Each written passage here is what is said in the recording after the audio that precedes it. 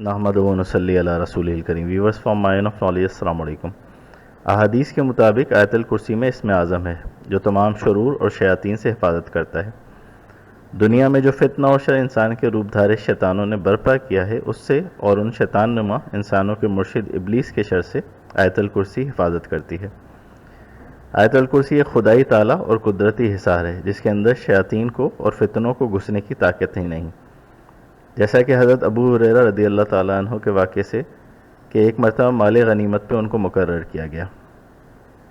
ایک شخص رات میں آیا اور کچھ چوری کرنے لگا۔ میں نے اس کو پکڑا تو منتیں ترلے کرنے لگا، میں نے اسے چھوڑ دیا۔ دوسرے دن پھر یہی واقعہ ہوا، اس نے پھر چوری کی کوشش کی اور مجھے اس پہ ترس آ گیا تو میں نے اس کو چھوڑ دیا۔ تیسرے دن جب دوبارہ وہ چوری کرنے کے لیے آیا تو میں نے اس کو پکڑ لیا اور کہا کہ آج تجھے میں رسول اللہ صلی اللہ علیہ وسلم کو پیش کروں گا۔ اس نے کہا تم ایسا نہ کرو، میں تمہیں ایک ایسا عمل بتاؤں گا جو تمہارے لیے بہت ہی اچھا ہے اور تم اس سے فائدہ اٹھاؤ گے۔ تو میں نے کہا ٹھیک ہے۔ اس نے کہا جب تم رات کو اپنے بستر پہ سونے کے لیے جاؤ تو آیت الکرسی پڑھ لیا کرو، پھر صبح تک اللہ سبحانہ و تعالیٰ کی طرف سے تمہارا حفاظت کرنے والا ایک فرشتہ مقرر ہو جائے گا اور شیطان تمہارے قریب بھی نہیں آ سکے گا۔ حضرت ابو ہریرہ رضی اللہ تعالیٰ عنہ نے یہ بات رسول اللہ صلی اللہ علیہ وسلم کو بتائی۔ آپ نے فرمایا بات تو سچ ہے، کیا تمہیں پتہ ہے وہ شخص کون تھا جو تمہارے پاس آتا تھا؟ وہ شخص شیطان تھا، تاہم اس نے جو بات کی ہے وہ بالکل سچ بات کی ہے۔ سوتے وقت آیت الکرسی پڑھنے والا صبح تک شیطان سے محفوظ رہتا ہے۔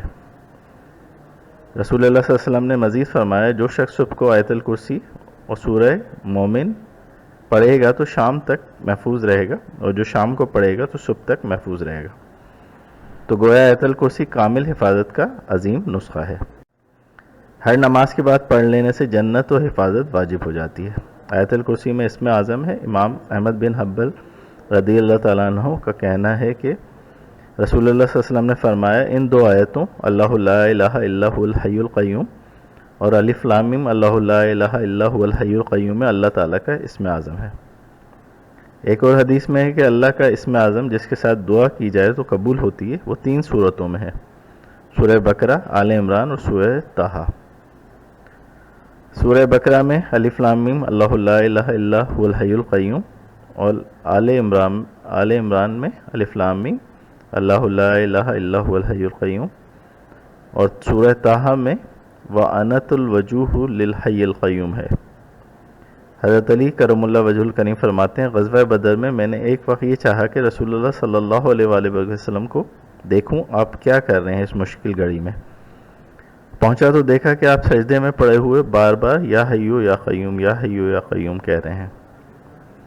حدیث کے مطابق جو شخص ہر فرض نماز کے بعد آیت الکرسی پڑھے گا وہ جنت میں داخل ہوگا۔